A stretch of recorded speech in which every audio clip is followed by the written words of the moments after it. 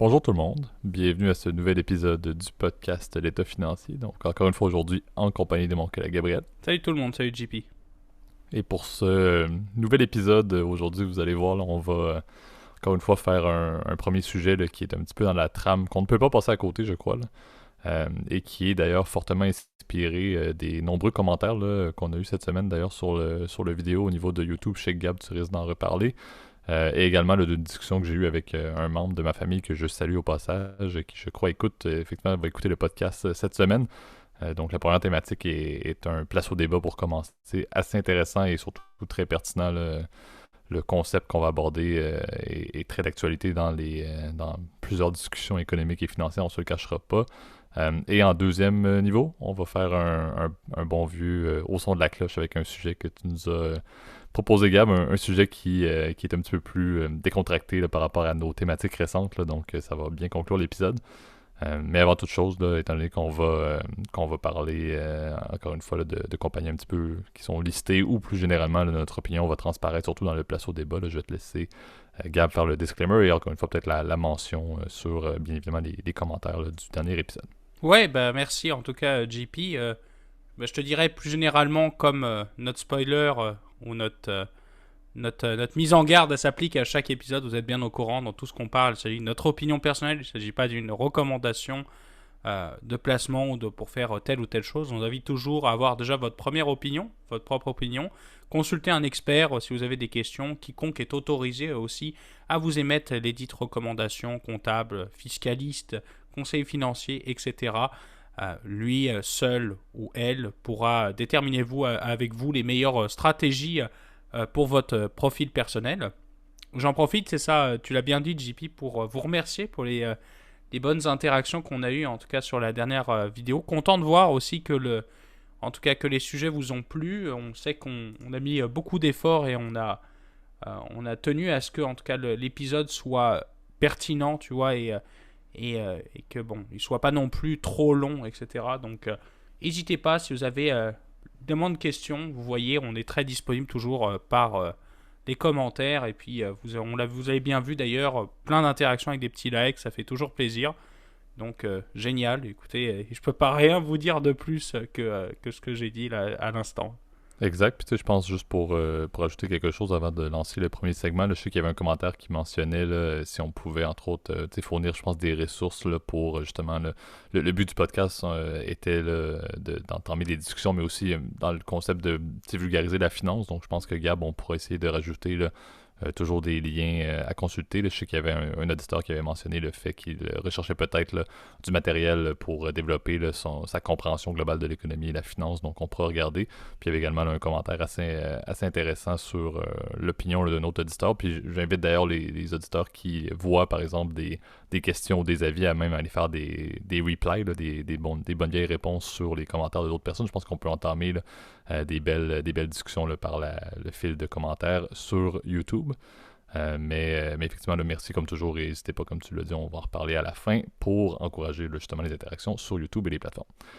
Entamons l'épisode d'aujourd'hui avec le premier segment, le place au débat. Parfait. Donc, c'est une question, comme toujours, là, qu'on va discuter. C'est quelque chose, comme j'ai dit, qui est énormément d'actualité et c'est un terme, là, certains vont dire que c'est le terme qui commence par R et qui n'est pas abordé là, sur les floors boursiers ou dans les chambres de commerce ou même dans les chambres des communes ou les lieux politiques, là, le fameux concept de récession. Donc, est-ce que la question est simple, c'est faisons-nous face à une inévitable récession là, qui serait à nos portes là, pour les prochains trimestres là, de 2022. C'est quand même assez intéressant. Là. En fait, c'est pourquoi est-ce qu'on disait que c'était directement lié avec les sujets des derniers épisodes. C'est quand même assez évident. Là. Les bourses sont dans des montagnes russes assez exceptionnelles présentement, donc une instabilité boursière avec là, une tendance qu'on va dire bearish, là, donc le fait que les investisseurs, comme vous le savez, ont une vision un petit peu plus pessimiste des marchés, ont une tendance à vendre plus rapidement leurs positions, des positions qu'ils avaient. Les banques centrales augmentent les taux d'intérêt, les tensions géopolitiques, on en avait parlé, les problèmes avec les chaînes d'approvisionnement. Tout ça montre qu'on a un contexte économique qui est loin d'être favorable et qui dit, encore une fois, et c'est un petit peu ça la discussion qu'on veut entamer aujourd'hui, c'est de dire, ben, le fait que la Fed et que les banques centrales ont commencé à augmenter le taux directeur on s'embarque sur la fameuse ligne fine de dire l'action des banques centrales va définir exactement ce qui va se passer. C'est un jeu de casino à un certain niveau, là. Donc est-ce que la hausse des taux directeurs va se faire de manière très smooth et au final on va avoir une inflation qui diminue et une économie qui va continuer à croître, ou bien malheureusement ça ne sera pas ça, l'inflation va persister encore un peu de temps, ce qui va entraîner des fameuses augmentations de taux, soit continues ou encore plus imposantes que le bon vieux 0,5 de la Fed de cette semaine. Et on va se retrouver avec, encore une fois, là, des impacts assez nocifs sur l'économie et indirectement les marchés boursiers, là.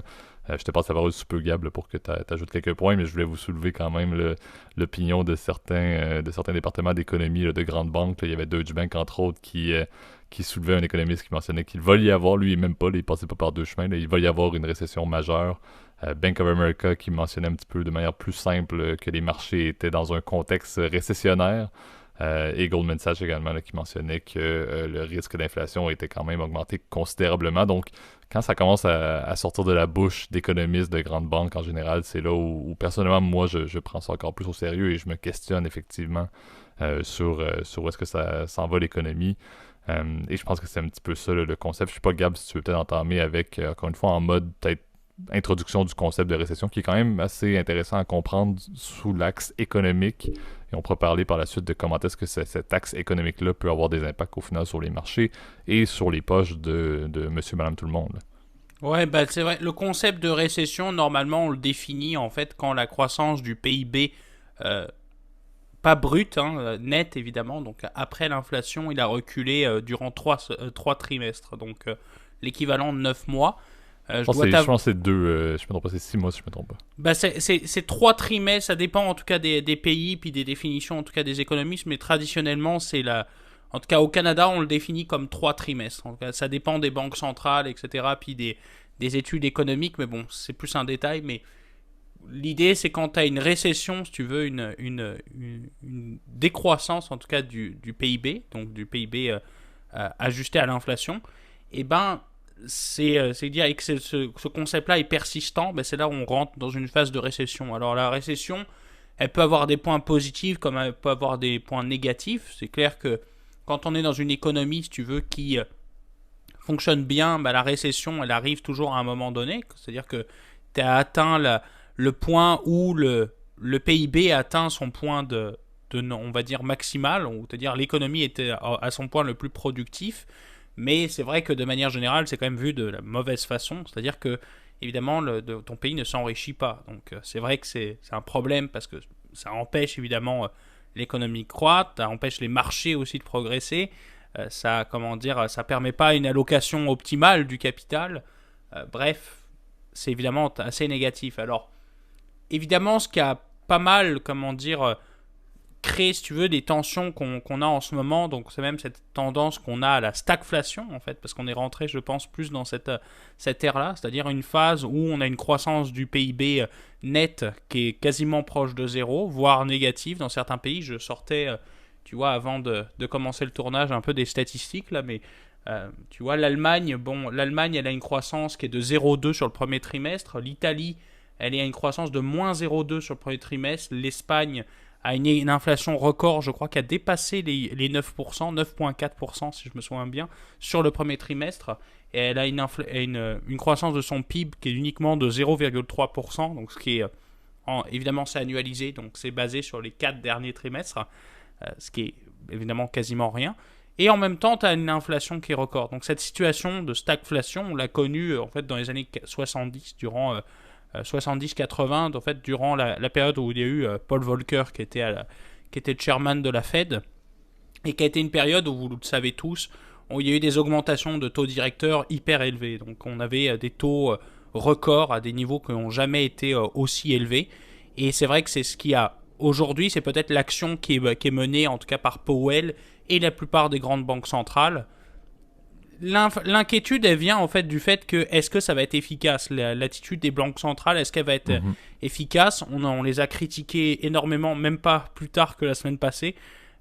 Et tu vois, j'ai l'impression qu'aujourd'hui, on est dans une situation où c'est trop tard. Si tu veux. On est en train d'augmenter les taux. Donc tu l'as bien dit, Powell, c'était lundi, je crois, il a annoncé que bon, c'est bon, on augmentait les taux de 50 points de base, c'était acquis. On était même prêt pour pour un 25 points de base supplémentaire. Moi, personnellement, j'y croyais. Je croyais à un 75 points de base. La Banque d'Angleterre a suivi le pas. La BCE a mis un peu plus de temps. J'ai l'impression que ça va être pour les prochaines semaines. Donc, que Christine Lagarde va annoncer pareil des hausses de taux. On le sait tous que ça va arriver. Mais la question est quand est-ce que ça va arriver? Et tu l'as bien dit, JP, quelle vitesse? Et on va avoir évidemment énormément de questions sur l'asset book des banques centrales, parce qu'on avait parlé il y a quelques mois de cela, du fameux quantitative easing, donc le fait d'acheter des bons et de les garder pour injecter de l'argent dans l'économie. Et la question, qu'est-ce qu'on fait de ces bons-là? Est-ce qu'on va les revendre? Et si quel est le cas, c'est sûr que tu détruis de la masse monétaire très rapidement. Donc c'est-à-dire que tu freines l'économie. C'est comme si tu brûlais des billets, en fait, finalement. Et donc c'est vraiment des questions, évidemment, qu'aujourd'hui, la plupart des économistes se passent. Je peux te témoigner qu'ayant écouté pas mal de types de ces dernières semaines, eux-mêmes se posent des questions. Il y a même, tu vois, dans le Financial Times, je lisais un article très intéressant qui disait qu'en fait, la Fed n'a pas de plan. Et c'est vrai que c'est le cas, en fait. On ne sait pas trop ce qui va se passer. Et la question, c'est comment on va permettre de stimuler l'économie tout en ayant un contexte où, tu as évidemment ce crédit gratuit qui a été offert pendant des mois, en fait pendant 2 ans, avec des taux qui étaient proches de zéro. Une inflation record, mais qui n'est pas une inflation basée sur le crédit, c'est une inflation qui est basée non seulement par les contraintes sur la chaîne d'approvisionnement, dans un premier point, avec évidemment ce qui se passe en Chine, le lockdown à Shanghai, puis bientôt à Pékin, on voit que ça commence à aller très très mal. Et de l'autre côté, le conflit évidemment entre la Russie et l'Ukraine, qui évidemment a fait augmenter les prix des hydrocarbures et du gaz, évidemment, à des points records. Donc, c'est des questions, évidemment, qu'on va se poser, et je te laisse, JP, peut-être partager ton opinion là-dessus, mais c'est inquiétant. Ben exact. Puis tu sais, je pense s'il y a bien quelque chose qui est important dans le contexte maintenant qu'on a eu les premières hausses de la Fed, là, et on s'entend encore une fois, la Banque du Canada était dans les premières à le faire, tant mieux, là, le drapeau canadien vole très haut présentement chez moi, là, mais tout ça pour dire que la Fed, c'est littéralement le gros joueur. C'est vraiment la journée T, c'était justement à l'annonce, et maintenant c'est de voir les résultats. Et c'est ce que je trouve embêtant, c'est qu'historiquement, la Fed n'a jamais été très très bon pour timer adéquatement un espèce de soft landing au niveau de l'inflation. L'ajustement de l'inflation n'a jamais été adéquat et historiquement, ils l'ont toujours manqué. Donc, c'est un petit peu ça qui est problématique, c'est qu'on sait, comme tu l'as dit, Gab, on n'a pas arrêté de mentionner qu'il était très en retard, à notre avis, Powell et la Fed au niveau de la première hausse. Et présentement, c'est un petit peu le jeu de on l'augmente, donc le 0,5 qui a eu lieu, on regarde les impacts pour les prochaines semaines, prochains mois d'ici au prochain meeting de la Fed, et par la suite, on ajuste. Et le risque, malheureusement, et ça c'est encore une fois très conceptuel pour ceux qui nous écoutent, qui s'intéressent de manière plus éloignée à l'économie et à la finance, sachez que oui, la hausse des taux d'intérêt a des impacts notoires, le coût du financement est plus élevé, etc. Oui, moi ce qui m'inquiète, c'est surtout les impacts indirects qu'on connaît. L'impact sur les marchés, on s'entend, là, l'espèce de soudainement l'atterrissage d'urgence, surtout du secteur des équités, moi ça m'inquiète quand même beaucoup et c'est quelque chose qui est attendu. C'est indirect que Powell le sait très bien, qu'il a besoin que les marchés financiers reculent un peu pour que sa stratégie fonctionne. Donc ça, j'aime pas beaucoup la perspective, encore une fois, de l'année 2022 en termes d'investissement boursier. Principalement à cause de ça, c'est une attente indirecte et c'est quelque chose qui est presque une coche à mon avis. C'est une case à cocher là, pour Powell, pour que le plan fonctionne. Il faut que les marchés baissent, il faut que les marchés se réajustent. Et également, l'emploi. L'emploi, on s'entend, c'est d'un côté comme de l'autre, on s'entend l'inflation et l'emploi. Il y a une relation quand même assez intéressante à analyser plus en détail. On ne le fera probablement pas aujourd'hui. Mais sachez que pour que l'inflation diminue, on s'attend quand même à ce que le taux de chômage ait à augmenter. Et c'est pas nécessairement bien alors qu'on vient de revenir de pandémie. On sait qu'il y a eu énormément de... Bon, on vient de revenir, encore une fois, je mets des astérix. Là. C'est bien évidemment une situation qui est ongoing, comme on dit en anglais. Mais il y a eu beaucoup de volatilité dans les emplois durant la pandémie. Présentement, on se rapproche toujours du plein emploi ou des cibles. On est bien au-delà des cibles dans plusieurs pays. C'est triste de dire que l'objectif, encore une fois, une autre case qui doit être indirectement atteinte par Powell et la Fed, c'est le fait que il faudrait que le taux de chômage augmente. Il faudrait que des personnes perdent leur job. Il faudrait que justement le marché de l'emploi arrête d'être aussi chaud que c'est le cas présentement.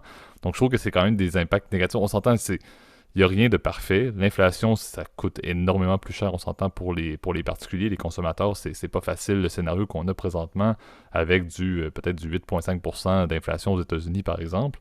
Mais l'opposé, vers où on s'en va, avec la hausse des taux directeurs pour essayer de régulariser un peu cette économie qui est littéralement un train qui roule à plein régime présentement, ben ça implique beaucoup de négatifs, encore une fois, à un autre niveau. Comme on l'a dit, l'emploi, comme on l'a dit, les marchés. Donc, il y a quand même une perte de richesse d'une manière ou d'une autre, que ce soit avec le fait qu'on paye des prix de fou pour payer de l'essence ou pour les biens de consommation, ou de l'autre côté, qu'on s'enligne plus vers un risque de taux de chômage en hausse et de marchés boursiers qui crachent un peu. Donc, c'est un petit peu l'inquiétude que j'ai, et c'est là où la ligne fine, à mon avis, c'est presque impossible d'arriver à une perfection en termes de mise en place d'une augmentation des taux directeurs.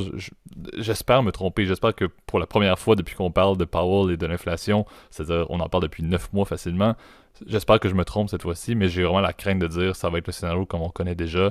La première hausse qu'on vient d'avoir n'aura pas d'impact suffisant, et donc il va y avoir encore des hausses, à mon avis, de 0,5 qui vont arriver dans les prochains mois, dans les prochaines rencontres, et on va se retrouver avec des taux qui vont être considérablement plus élevés, et au final, un hard exit, là, littéralement une fin de l'inflation, mais avec des impacts extrêmement nocifs pour l'économie. On va aller mettre du boron dans notre noyau nucléaire, là, si on revient à un petit lien avec Tchernobyl, mais c'est un peu la tristesse que j'ai, c'est que je crois vraiment que ça va prendre un ralentissement assez nocif de l'économie, qui, encore une fois, je vais le répéter, je le répéterai toujours, aurait dû être amorcé depuis le Q3 de 2021. À mon avis, il n'y avait aucun bénéfice à ce que l'économie continue à aller à plein régime et risque un déraillement comme on est présentement.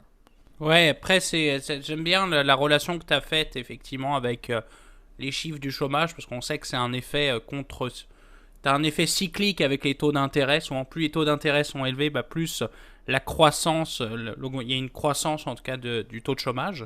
Puis c'est le contraire, effectivement, quand les taux sont plutôt bas, parce que, en tout cas, c'est plus dans un effet cyclique et contre-cyclique. Hein. C'est toujours comme ça en économie, on a des indicateurs, mais là, on a l'impression que depuis 2 ans, il y a toute une décorrélation en fait entre les chiffres, etc. Ce qui fait que c'est de plus en plus dur de prédire. On sait que la street, elle prévoit encore une fois des augmentations de taux. On le sait, donc, par exemple, un 50 points de base supplémentaire ou un 25 points de base, en l'occurrence, pour le prochain meeting qui est du FOMC, donc la Fed. La Fed, elle se réunit dans des réunions à peu près tous les mois. Donc, le prochain, c'est autour de la mi-juin. Donc, je crois que c'est le 14 et le 15. Et on s'attend encore une fois à un 25 points de base facile, ou même un 50 points de base. On va voir justement les prochaines semaines comment ça va se passer sur les marchés. On va se voir comment les chiffres aussi du chômage évoluent. On a les statistiques, en tout cas du chômage aux États-Unis, qui sont publiées habituellement au début de chaque mois. Donc souvent c'est le 2 ou 3 de chaque mois, ce qu'on appelle les non-farm payroll. Donc c'est les augmentations, les nouvelles embauches qui sont faites dans l'économie américaine. Et souvent c'est évidemment un driver important de savoir de gauger. Est-ce qu'il y a de la création de nouvelles richesses? Est-ce que tu as des nouveaux emplois qui ont été créés? En excluant les emplois saisonniers. C'est pour ça qu'on appelle ça non-farm payroll. On vous apprend quelque chose, chers auditeurs, si vous ne connaissez pas. Très utile. Écoutez-les, parce que c'est vrai que c'est une métrique hyper importante dans l'économie américaine. Après, c'est ça qui est assez marrant aussi, c'est qu'il y a une décorrélation évidemment complète entre ce qui se passe aux États-Unis et au Canada, par exemple, en Amérique du Nord et en Europe. En Europe, c'est clair qu'on est dans une situation qui commence à devenir très préoccupante parce qu'il y a le contexte aussi géopolitique. Évidemment, on a déjà parlé avec Russie-Ukraine et ce qui se passe en ce moment, évidemment avec les croissances qui commencent à être assez soufflées. En fait, la reprise de la croissance comme on l'avait connu post première vague 2020, donc avec évidemment peut-être une réouverture, mais aussi des contraintes logistiques. Et bien là, ça commence à revenir dans un état qui est un peu plus compliqué, mais en plus avec cet état de stagflation. Aux États-Unis, on n'est pas du tout dans cette perspective-là, parce que le PIB a quand même augmenté. Je crois aux dernières stats, c'était 1,4% sur les 12 derniers mois, donc ce qui est quand même pas terrible, mais mieux que la plupart des économies occidentales. J'ai pas les statistiques malheureusement pour le Canada, j'en suis vraiment désolé, mais à mon avis, on est quand même dans le vert, hein, donc ce qui fait que bon, c'est pas la croissance qu'on souhaite avoir, parce qu'une croissance stable, on le sait, sur le long terme, c'est 2,5-3% à peu près, voire un peu plus, pour battre au moins l'inflation. On sait que l'inflation, pour qu'elle soit maîtrisée, elle doit être à peu près entre 2 et 3% au niveau de sa cible. C'est souvent l'objectif des banques centrales, c'est de conserver une inflation entre 2 et 3%. Par exemple, la Banque du Canada, c'est son objectif, c'est toujours de dire On veut avoir cette cible, si tu veux, d'inflation dans ces eaux-là. Même chose pour la BCE, puis pour la Fed, ainsi que la Bank of England. Et tout ça, c'est des questions, évidemment, des réflexions, je dirais, que malheureusement, moi, j'aurais pas la réponse, et je sais que toi, JP, à moins que tu sois devin, je souhaite que tu le sois, hein, Malheureusement, mais non. On aimerait avoir une recette gagnante pour ramener l'inflation sans avoir d'impact nocif, mais malheureusement, ça n'a pas été trouvé depuis que l'économie a commencé à être mise en place il y a de cela ouais. bien des centaines d'années. Ouais, ben c'est un peu comme l'almanach des sports dans Retour vers le futur. Ce serait trop beau, évidemment, d'avoir toutes les... Ça me rappelle un peu ces gens-là, d'ailleurs, qui souvent te rappellent que dire ah, j'aurais dû acheter Tesla à 50 piastres. Oui, évidemment, ça marche pas comme ça. Là. Ce serait trop beau. Le stock market et puis plus généralement l'économie, elle varie. Il y a énormément de contextes qui arrivent et je dirais, de facteurs qui font que c'est jamais parfait. Tu peux pas avoir évidemment une performance toujours incroyable. Mais c'est vrai qu'il y a beaucoup d'incertitudes, beaucoup d'inquiétudes, je dirais, et malheureusement des questions qui sont sans réponse, tu vois, de la plupart des décideurs politiques. Euh, on a fait l'usage aujourd'hui beaucoup de l'argent public. Ah oui, quid évidemment de la dette, évidemment, on a déjà parlé que elle a augmenté à des pourcentages par rapport au PIB supérieurs à 130% par exemple au Canada, et on est très proche, je crois qu'on est à peu près à 120% aux États-Unis. Qu'est-ce qui va se passer quand les yields vont augmenter? Quand les taux vont augmenter, la charge de la dette elle va augmenter conséquemment. Puis, comme les taux d'intérêt ne seront plus basés sur un coupon, par exemple, de 1%, ils vont être basés sur des coupons à 4,5-5%, qu'est-ce qui va se passer? C'est le gros problème. Les gouvernements vont pas être capables de rouler aussi facilement leurs dettes, et c'est là où on va avoir des premières inquiétudes au niveau en tout cas des États qui vont plus être capables de rembourser. Aujourd'hui, c'était plus un problème parce qu'on a pris de la dette sur du très long terme. Qu'est-ce qui va se passer sur le long terme? C'est là où on va voir comment les décideurs politiques vont être capables aussi d'avoir le courage de dire comment on va payer la dette. Parce qu'on a entendu beaucoup parler ces derniers mois. La dette, on est capable de la payer, c'est pas grave. On est capable de... Aujourd'hui, les taux sont bas, on est capable d'emprunter. Mais à un moment donné, il va falloir que tu la payes. Et on essaye parfois dans les discours politiques de nous dire ah ben non, on la paye pas. C'est faux, c'est impossible. La dette, on va la payer. Mais quand est-ce qu'on va la payer? C'est plus ça la question. Et c'est là où j'attends, moi, personnellement, en tant qu'investisseur et en tant que contribuable aussi, des réponses solides. Exact. Puis tu sais, je pense, pour conclure le segment, je pense que c'est important le concept de récession là, pour terminer là-dessus. Là.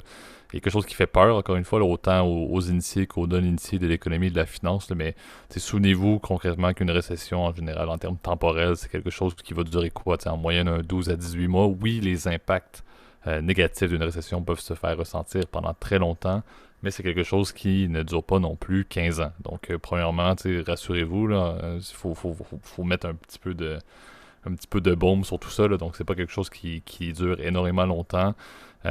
Certains points, encore une fois, il y a plusieurs personnes qui vont dire, là, lorsqu'on parle de récession et avec une éventualité qui, certes, là, semble de plus en plus véridique, surtout comme on l'a dit, quand des experts haut placés semblent voir la récession dans leur soupe pour un avenir 2022. Ne laissez pas vos émotions, encore une fois, prendre vos décisions. Là, je pense que c'est un des points clés. Là. Continuez à consulter vos professionnels et à suivre l'axe de vos projets. Je pense que c'est la clé. Et encore une fois, les autres points, je pense, c'est porter beaucoup d'attention sur ce qui se passe au niveau du marché de l'emploi et du marché de l'immobilier, là, parce qu'on s'entend qu'on avait un marché de l'emploi qui était très favorable aux candidats et un marché de l'immobilier qui était très favorable aux vendeurs. Est-ce qu'il peut y avoir des retours du balancier dans un contexte de récession? Bien évidemment, on peut s'entendre à ce que le marché de l'immobilier quitte un petit peu cette phase de croissance assez épouvantable des prix des propriétés, et le marché de l'emploi, comme on l'a dit, si on s'attend à ce que le chômage augmente, c'est certain que la balle ne sera plus forcément dans le cas des candidats. Donc c'est certain qu'il peut y avoir quand même dans des marchés assez clés là, de la vie quotidienne, là, qu'il y a des transferts de pouvoir qui ont été attendus, mais qui n'étaient pas connus depuis la pandémie, bien évidemment. Donc, je pense qu'on peut passer vers le deuxième segment, là, mais avant, et je le mentionne tout de suite, là, je pense que ça peut être intéressant. Si vous avez votre opinion là, sur le place au débat, n'hésitez pas à aller le mettre en commentaire. Je pense que c'est quelque chose d'assez intéressant. Plusieurs personnes ont peut-être des questions et même des ajouts à faire sur leur vision. Et je pense que c'est tellement d'actualité qu'on pourrait effectivement partir une bonne discussion dans les commentaires YouTube. Donc, n'hésitez pas à aller mettre votre opinion. Mais d'ici là, passons à notre deuxième segment, le Au son de la cloche. Parfait. Donc, sujet, comme je l'ai mentionné au début, un petit peu plus décontracté que Gab, qu'on avait là, dans ta magnifique liste là, de sujets potentiels là, Comme que tu quoi, hein. nous avais regarni drastiquement, encore une fois, je pense, sur le décalage horaire dans ton séjour en France. On veut vous faire la thématique, la guerre des colas, pour dire en bon français. Mais on veut parler un petit peu là, de la fameuse guerre commerciale qui existe depuis plusieurs années, depuis déjà même plus de 100 ans, là, entre la bonne vieille de Coca-Cola Company et PepsiCo, qui est un élément là, qui devient même à un certain point un clash culturel, entre autres au Québec, on rappellera, là, qui a une thématique quand même assez bleue, Pepsi, on se le cachera pas. Mais il y a beaucoup de points assez intéressants à regarder sur cette compagnie, sur les deux compagnies. Un petit peu sur l'approche historique, mais aussi sur un peu l'évolution de ces deux compagnies-là qui se font compétition sur plusieurs marques et non seulement là, sur le Coke versus le Pepsi. Là. Puis de parler un petit peu aussi, j'ai mis quelques notes, là, Gab, tu verras vers la fin, là, sur un petit peu la perspective de croissance de ces compagnies-là. Parce qu'on on peut le soulever au tout début, là, ce sont deux compagnies qui sont quand même extrêmement bien implémentées et qui sont reconnues en anglais comme étant des dividend king. Donc des compagnies qui ont des croissances, qui font une croissance de leurs dividendes à peu près à chaque année de mémoire. Parce que, bien évidemment, ils n'ont pas beaucoup d'utilité à réinvestir l'argent qu'ils font. Là. Ils ont des marques déposées qui sont assez notoires et, en général, il y a des consommateurs à chaque jour, là, que ce soit de Pepsi ou de Coca-Cola, assez constants. Pour vous donner peut-être une petite intro avant de te lancer, Gab, sur la suite là, et puis sur ta vision des deux compagnies.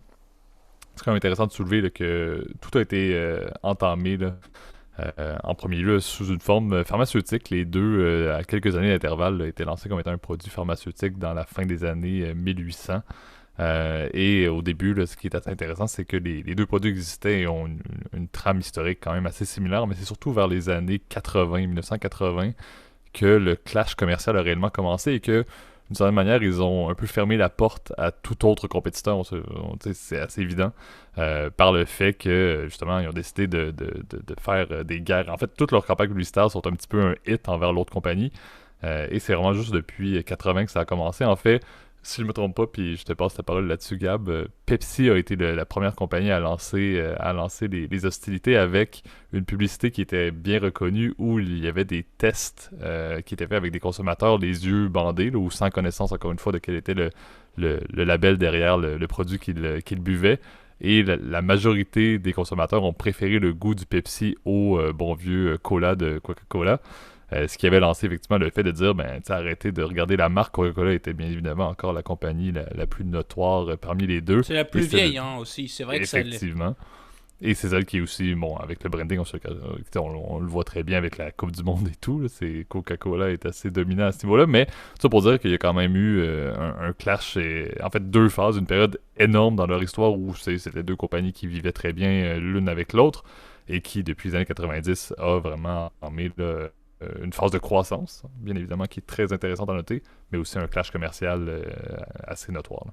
Ouais, bah c'est ça qui est rigolo avec... pourquoi, en fait, j'ai eu cette idée de ce sujet-là. Bah, justement, il y a quelques semaines de ça, je parlais justement à quelqu'un, enfin un proche de ma famille, on discutait justement de marketing, et là, tu vois, c'est venu le sujet du Pepsi Challenge, donc comment dire, de quelqu'un qui est pas du tout initié, si tu veux, au business de manière générale, et puis au marketing, donc aux techniques, si tu veux, de persuasion pour acheter tel ou tel produit.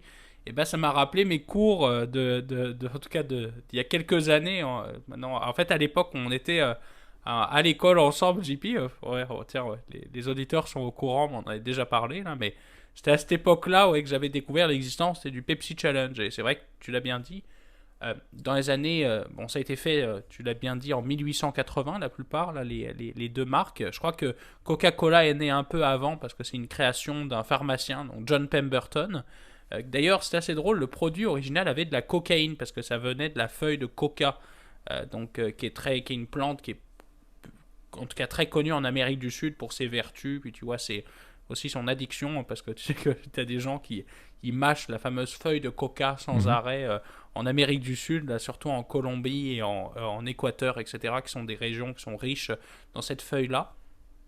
Et c'est ce qui donne ce goût si particulier. À l'origine, c'était plus un médicament en fait. D'ailleurs, le Coca-Cola, les premières versions du Coca-Cola incluaient en fait de l'alcool. En fait, ça se buvait avec un whisky, par exemple, que c'est un espèce de mélange. Aujourd'hui, en fait, les cocktails qu'on connaît aujourd'hui avec du soda, bah, en fait, c'était basé en fait à l'origine sur la vraie recette du Coca-Cola, tu vois. Et bon, dans les années 70, si tu veux, la guerre des sodas s'est vraiment intensifiée, si tu veux, dans les années 70, avec le fameux Pepsi Challenge, donc la fameuse démonstration, en fait, dans le centre commercial, que quel était le meilleur soda à vue d'aveugle, et ce qui a lancé les hostilités, tu vois. Et ce que j'ai trouvé très drôle, et c'est peut-être l'anecdote la plus brillante, en fait, de l'histoire de Coca-Cola, c'est pour répondre, en fait, à ce Pepsi Challenge, ils se sont dit, bon, les gars, il faut qu'on conçoive un produit qui soit meilleur, même à l'aveugle. Alors ils ont sorti des centaines de tests effectivement à l'aveugle pour essayer de contrecarrer le Pepsi Challenge. Et ce qui a fait que dans les années 80, en fait en 85, Coca-Cola a eu la brillante idée de dire, écoutez, la recette du Coca-Cola, on ne la connaît plus, on la remplace par le Coke ou le New Coke. Et donc pendant une période de 30 jours en fait, Coca-Cola a complètement reproduit en fait, retiré son produit du marché, en fait le Coca-Cola qu'on connaît toujours, l'original, le produit qui est si particulier, on le sait tous, hein, même il y a un effet de marque, mais il a un goût très particulier, tu vois. D'ailleurs, on est capable, la plupart d'entre nous, de distinguer même le Pepsi avec du Coca-Cola, parce que les deux ont un goût très particulier. D'ailleurs, c'est assez drôle, dans certains pays, le Pepsi est plus populaire, tu vois. Je crois qu'en Russie, c'est le cas, puisqu'en fait, il n'était pas autorisé en fait le Coca-Cola en Union soviétique et c'est Pepsi qui est arrivé en premier sur ce marché. Et je crois dans le Moyen-Orient c'est le cas aussi, ainsi que dans plusieurs pays asiatiques, tu vois. Donc c'est comme quoi la tradition qui est plus, par exemple en Ouest, plus d'être plus pro Coca-Cola. Enfin, chacun, vous pourrez mettre, ça va se faire un peu clickbait là, mais vous pouvez mettre dans les commentaires celui qui vous plaît le plus là. Mais bon, moi personnellement je suis team Coca-Cola personnellement là, mais et c'est là où tu vois ce qui est intéressant. 85 le New Coke et ça a été un échec complet si tu veux. Tout le monde détestait le New Coke. Alors oui, effectivement, à l'aveugle, il était meilleur que le Coca-Cola original et que le Pepsi. Mais les gens étaient complètement désemparés, si tu veux. Ils étaient incapables de trouver le Coca-Cola original. Et ce qui fait qu'au bout de 30 jours, après cette campagne, si tu veux, désastreuse pour Coca-Cola, eh ben, ils ont réintroduit l'ancien, donc le vrai Coca-Cola, sous le Coca-Cola Classic ou Original, je ne sais plus lequel. Donc les deux marques ont continué pendant en fait dans les années 2000 à exister en fait. Tu avais le New Coke qui était détesté par la plupart des consommateurs et le Coca Classic. Et c'est là où on se pose la question, c'est est-ce que c'était intentionnel? Et ça, il y a des gens qui diront en fait non, Coca-Cola c'est juste complètement planté. Et ce qui a fait qu'ils ont gagné la guerre des colas parce que ils ont, ils ont réintroduit leur ancien produit et les gens ont tellement manqué le Coca-Cola pendant 30 jours que finalement, en fait, ça a été plutôt bénéfique, mais ça a coûté évidemment des milliards de publicité, etc. D'autres personnes disent qu'en fait, tout ça était intentionnel, en fait, créer en fait une stratégie de manque, en fait. Et aujourd'hui, bon, alors la différence est un peu plus faible. Je pense que tu pourras passer là-dessus, JP, là, mais aujourd'hui, c'est deux très gros groupes, hein. Les deux sont quand même au côte à côte, que ce soit en termes de market cap, au niveau de valeur, entre guillemets, puis au niveau des nombres de marques. Je sais que les deux se sont pas mal diversifiés là, au fil des années. Ben exact. Tu sais, je pense que c'est vraiment le point qui est intéressant, c'est qu'au-delà de vraiment la trame fort similaire pour les deux compagnies dans le monde des colas, là, qui reste encore une fois avec Coca-Cola qui est dans les 40%, si je ne me trompe pas, de part de marché par rapport à dans les 20-25% de mémoire pour Pepsi tout de même présentement. Tu l'as dit, market cap relativement similaire. Ce qui est vraiment notoire, c'est les deux stratégies qu'il y a eu justement dans leur croissance. Tu sais, je vous nomme quelques compagnies, puis vous allez voir assez rapidement qu'est-ce que Pepsi a fait que Coca-Cola n'a pas fait. Donc, Coca-Cola détient entre autres le Dasani, Fanta, Minute Maid, Powerade, Sprite, Smart Water, Vitamin Water, etc. Tout dans le monde des breuvages, alors que Pepsi a, au niveau de ses marques, déposé également Gatorade, Tropicana, Mountain Dew, Lipton, mais également Lay's, Doritos, Tostitos. Donc, Pepsi a eu une approche d'aller diversifier, encore une fois, au-delà des breuvages, mais également au niveau des, on peut dire en anglais, c'est des snacks, là, mais c'est pas du gros alimentaire, on le note au passage. Mais par contre, ce qui est quand même intéressant à noter, c'est la vision des investisseurs ou du moins des analystes qui va voir Pepsi comme étant, oui, un blue chip. Donc, on l'a dit, les deux, le Pepsi et Coca-Cola sont des value-based stocks. Là. C'est pas de la croissance. Mais le fait que Pepsi continue à croître dans d'autres secteurs, dont dans le secteur des snacks ou de la nourriture alimentaire de base, là, il y a quand même un intérêt pour cette compagnie-là et pour la croissance de cette compagnie-là dans le temps. Je pense que c'était aussi un petit clin d'œil là, sur des sujets des dernières semaines là, on avait parlé de Buffett, on a fait un clin d'œil à Buffett dans les derniers épisodes également, donc je pense que c'était un petit peu une approche sous cet axe là, de parler de deux titres très valeurs depuis bien des années. Là. Ça fait des dizaines et des dizaines et des dizaines d'années que ces deux compagnies-là ne sont pas en mode croissance. Mais je pense que c'est assez intéressant et moi ce que j'aime c'est de toujours voir quelle va être la suite. Là. Le marketing est la base justement de la croissance des parts de marché ou de la gestion des parts de marché de ces deux compagnies-là. Donc j'ai toujours un intérêt pour les événements sportifs, voir qui va prendre le dessus. On sait que le Super Bowl est passé sous les mains de Pepsi, je crois, dans le cadre du dernier. La Coupe du Monde s'en vient à la fin 2022. Donc est-ce que Coca-Cola va encore avoir le lead là-dessus? À mon avis, je pense que oui. Puis aussi, il y a toujours aussi l'espèce de petit clash culturel, je l'ai très, très rapidement effleuré, là, mais tu sais, Gab, tu le mentionnais, là, tu es résident du Québec et fan de Coca-Cola, mais ici, c'est Pepsi, comme le slogan le dit si bien au Québec. Donc, il y a aussi une phase très culturelle. Là. J'ai un membre de ma famille, d'ailleurs, que je salue également, un oncle qui ne peut pas boire la moindre goutte de Coca-Cola, c'est uniquement du Pepsi.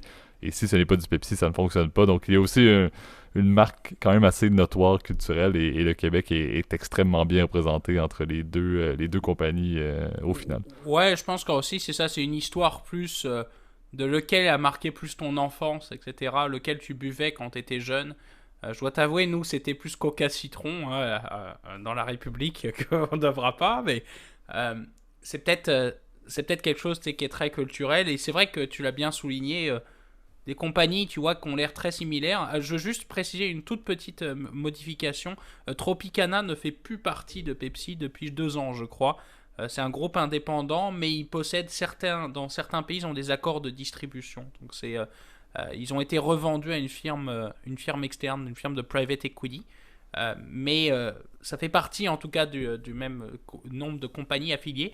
C'est vrai que PepsiCo est vu traditionnellement comme une compagnie un peu plus croissance parce qu'ils ont cette autre division Frito-Lay en fait la plus connue qui elle dans tout ce qui est la malbouffe en fait on peut le dire comme ça là donc les chips, les délicieux Tostitos on peut acheter à la convenience store locale mais tu vois c'est un peu leur business model est un tout petit peu différent mais les deux sont évidemment en tout cas dans l'industrie de la nourriture. Et ce qui est assez fou, c'est que Coca-Cola, tu vois, on les connaît uniquement pour leurs produits, mais pour évidemment leur soda, mais c'est vrai qu'ils ont une des marques les plus puissantes dans le monde, en fait, qui est Dasani, en fait, qui est l'eau la plus consommée par les Américains, tu vois. Et c'est énorme, tu te dire qu'une compagnie fait du soda, fait aussi dans de l'eau de source, évidemment, c'est assez particulier. Elle a la réputation aussi d'être l'eau, si tu veux, qui a le moins de goût d'eau, en tout cas au monde, là, mais et c'est d'ailleurs le plus gros producteur de plastique aussi au monde, comme quoi ça peut avoir aussi des conséquences un peu néfastes, on Ouais, trouve. ben c'est ça. L'aspect l'aspect favorable de ces deux compagnies-là, et on peut assez rapidement le débattre, là, effectivement, avec l'impact environnemental et plus généralement l'aspect responsable ou la responsabilité sociale de ces deux entreprises-là. Mais ce sont deux géants, deux mastodontes, effectivement, là, des bourses qui, encore une fois, là, sont catégorisées très value. Là, donc, je crois que c'est De quelque chose 4... qui. C'est ça, c'est quand même 280 milliards hein, quand même pour Coca-Cola, 2,55 si je me souviens bien pour PepsiCo. Là, donc c'est quand même deux énormes boîtes. Et bon, pour le côté ESG, bon, il y a quand même en tout cas, les canettes, elles sont recyclables. Puis tu vois, les bouteilles en verre, elles sont lavables. Mais c'est vrai que je vous invite d'ailleurs, je pourrais peut-être mettre ça dans les liens à partager là, mais le désastre environnemental des bouteilles en plastique, là, je veux dire, ça fait aucun sens aujourd'hui en 2022 qu'on consomme autant de bouteilles en plastique et je me jette aussi la balle dessus, c'est que ça m'arrive d'en acheter quand même, mais Je trouve ça, c'est un désastre que ce soit aussi peu recyclable ou aussi mal recyclable, tu vois. Ouais, l'usage unique est effectivement un gros astérisque sous ces deux compagnies-là, qui, bon, ont des améliorations. Il faut quand même leur donner, faire l'avocat du diable. Mais il y a encore une fois beaucoup d'améliorations à avoir dans leur stratégie de ne pas offrir quantité et quantité et quantité de bouteilles à consommation unique à travers le monde. Et ce, à chaque jour, des millions de personnes font honneur de ces magnifiques brands-là et ne suivent pas le conseil de Cristiano Ronaldo de prendre de l'eau plutôt que du coca. Oui. C'est effectivement le point central. On en avait parlé, je pense que ça fait une éternité, on dirait qu'on avait fait cette mention-là dans un des podcasts d'ailleurs. Je sais pas si tu avais un dernier point à ajouter, Gab. Ouais, bah juste, non, bah je pense que on finit l'épisode du podcast quand même sur des points négatifs. Même tout l'épisode a quand même été plutôt négatif. Sachez que ça va très bien quand même, sachez-le. On a de la chance quand même avec le beau temps qui revient, mais bon. Sachez-le qu'en tout cas, ça a été un plaisir de faire ce podcast-là, en tout cas cet épisode-là. Et puis, je pense qu'on est prêt du coup à mettre les crédits de fin. Qu'est-ce que t'en penses? Effectivement, mais je pense, je sais pas si tu veux t'y relancer directement. Là, tu t'avais bien amorcé, mais je pense avant de te relancer, je vais juste faire la mention, tu le mentionnais très bien dans les derniers épisodes, là, mais les écoutes vont extrêmement bien et surtout, là, encore une fois, les interactions sur YouTube font absolument toute la différence. Sur le fait justement de rendre le podcast disponible à plusieurs personnes. Donc, je vais faire la partie YouTube, je te laisse faire la partie plateforme de podcast Gab, mais effectivement, là, sur YouTube, continuez à mettre des likes, là, ça aide énormément à ce que, en courant de semaine, l'épisode soit visible par d'autres personnes. Mettez des commentaires, comme tu l'as mentionné, Gab, que ce soit là, sur le premier point là, du place au débat, entre autres, votre avis sur la récession et qu'est-ce que vous voyez pour les prochains mois de 2022, là, ou même des questions là-dessus. Je pense qu'il y a énormément, c'est un sujet que tout le monde parle présentement.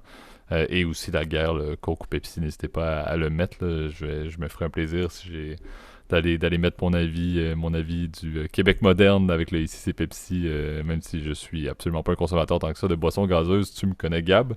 Mais effectivement, le YouTube, on voit une énorme différence là, sur les écoutes et ça vient, encore une fois, à 100% de vos interactions et de votre participation, ce qui, à mon avis, puis je te laisse parler par la suite des plateformes de podcast, Gab, là, mais ce qui me montre vraiment là, le fait que, on voit que le podcast vous revient encore plus que ce l'est jamais auparavant dans l'histoire du podcast. Là. Donc, vos interactions nous montrent que vous êtes réellement impliqués et encore une fois, c'est directement par vos commentaires, vos impacts, vos questions qu'on peut bâtir les podcasts d'une semaine à l'autre. Donc, j'avoue que ça nous facilite aussi beaucoup la tâche de vous sortir du contenu de qualité en ayant vos rétroactions, votre feedback sur YouTube. Génial, bah, je pense que tu as pas mal résumé. Évidemment, vous pouvez nous retrouver, vous le savez, Apple Podcast, Spotify, Overcast, Google Podcast, Amazon Podcast, Deezer. En fait, toutes les plateformes audio, vous pouvez juste à taper à l'état financier. N'hésitez pas à mettre aussi des petits likes, des petits commentaires. Tout dépend de la plateforme où vous êtes. Et JP, tu l'as bien dit. Je pense on ne pouvait pas mieux faire la pub, évidemment, de notre chaîne YouTube pour mettre des commentaires, des interactions. Vous le savez, et je l'ai dit 50 fois, je pense, depuis qu'on a commencé le podcast, c'est la meilleure façon de nous encourager, de nous soutenir et peut-être aussi de poser vos questions. Vous allez voir, en plus, on essaye vraiment de vous répondre à chacun d'entre eux, donc n'hésitez pas. Et sur ce, je vous souhaite à tous une très bonne semaine. Salut. Bonne semaine tout le monde.